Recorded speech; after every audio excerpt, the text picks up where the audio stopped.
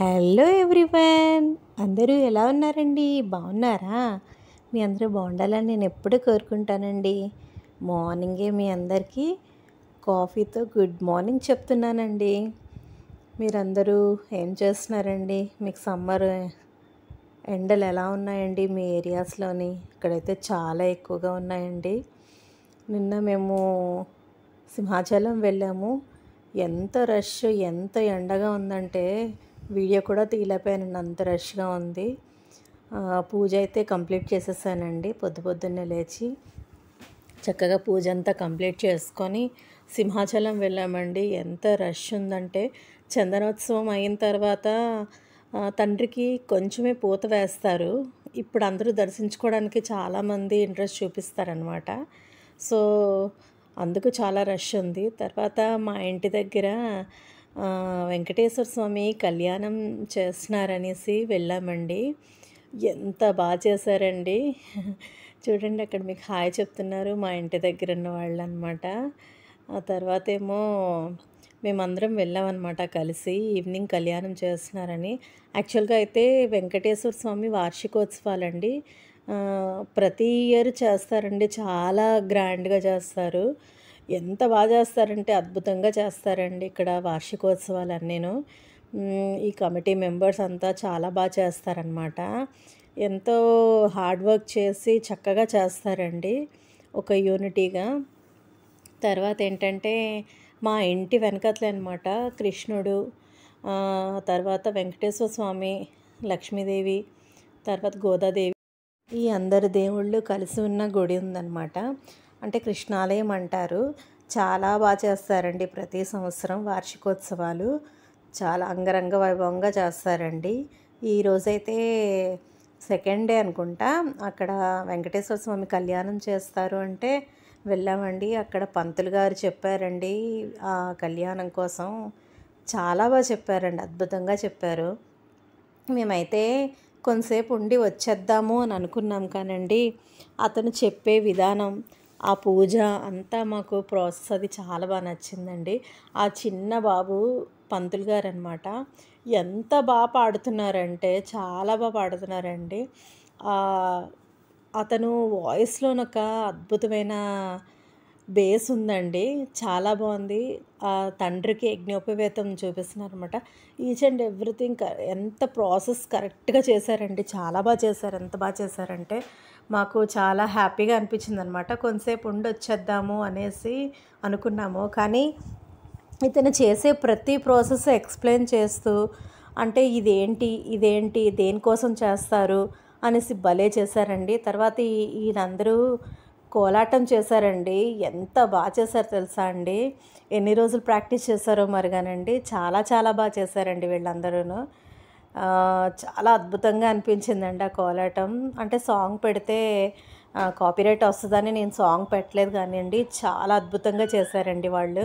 మంచిగా డివోషనల్గా ఎంత బాగా అనిపించిందో వాళ్ళు కోలాటం చేస్తుంటే. ఎంత అందరూ ఒకే ఒక సిస్టమేటిక్, ఒకే ఒక ఆర్డర్లో కరెక్ట్గా చేశారండి. మరి ఎన్ని రోజులు కష్టపడ్డారో ఏంటో తెలియదు కానండి, అద్భుతంగా చేశారండి వీళ్ళు కోలాటం కూడాను. ఆ తర్వాత తండ్రిని ఊరేగించినప్పుడు కూడా వీళ్ళు కోలాటం చేస్తారండి. అంటే ఇలా చేస్తున్నారు, అందరూ ఒకే ఆర్డర్లో చేస్తున్నారంటే ఎన్ని రోజులు కష్టపడ్డారో పాపం కానండి. చాలా బాగా చేశారండి కోలాటం కూడాను. ఆ తర్వాత చూసారా, అందరూ లక్ష్మీదేవిలాగా ఎంత బాగా చేస్తున్నారో. చాలా బాగా అనిపించిందండి, అందుకే కొంచెం క్యాప్చర్ చేశాను. తర్వాత ఏంటంటే వీళ్ళు దేవుణ్ణి ఊరేగించినప్పుడు కూడా చేస్తారనమాట. ఆ తర్వాత ఈచ్ అండ్ ఎవ్రీ ప్రాసెస్ ఒకే పద్ధతిలో ఎంత బాగా చేశారో. మేము కొంచెంసేపు ఉందామని వెళ్ళిన వాళ్ళం, కళ్యాణం అయ్యేంత వరకు మరి అక్కడి నుంచి కదలలేదండి. అంత బాగా చెప్పారండి పంతులు గారు ఈచ్ అండ్ ఎవ్రీథింగ్. తర్వాత తండ్రికి సమర్పించే వస్త్రాలు, తర్వాత దండలు అన్నీ మనతోటి టచ్ చేసేలాగా చేశారండి. చాలా హ్యాపీగా అనిపించిందండి. ఈచ్ అండ్ ఎవ్రీథింగ్ ప్రతిదీ, జీలకర్ర బెల్లం ఏంటి, యజ్ఞోపవేతం ఏంటండి, తాలిబొట్టు, తర్వాత కన్యాదానము, అన్నీ ఎంత బాగా చేశారు. కరెక్ట్ ప్రాసెస్లో ఎంత బాగా చేశారండి, అద్భుతంగాను. దానికి మళ్ళీ ఎక్స్ప్లెయిన్ చేసేవారండి, ఏంటి పద్ధతి ఏంటిది అనేసి.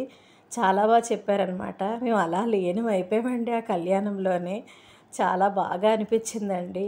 నైట్ లేట్ అయినా పర్వాలేదు అనుకోని మేమంతా వెళ్ళామనమాట. అందరం కలిసి వెళ్ళామండి హ్యాపీగాను. ఆ తర్వాత ఏంటంటే చూడండి ఇక్కడ పొట్టిది రోహిత హాయ్ చెప్తుంది. తర్వాత మేమందరం కలిసి వెళ్ళాము. ఆ తర్వాత ఇప్పుడు జీలకర్ర బెల్లం పెడతారండి.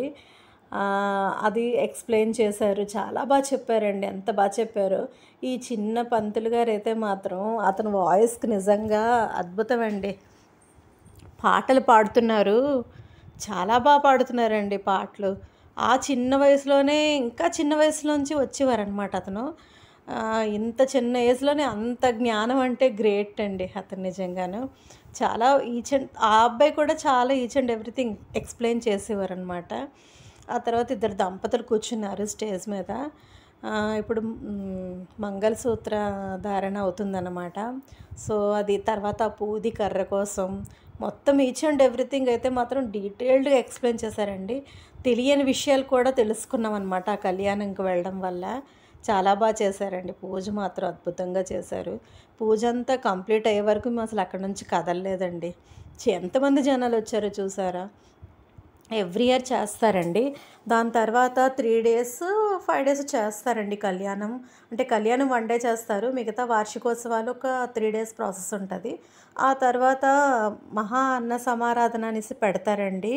ఎంతమందొస్తారో తెలుసా అండి భోజనానికి? ఎంతమందొచ్చినా ఎంత పెడతారంటే ఫుడ్ అదీను. ప్రతి ఇయర్ ఇలాగే గ్రాండ్‌గా చేస్తారండి.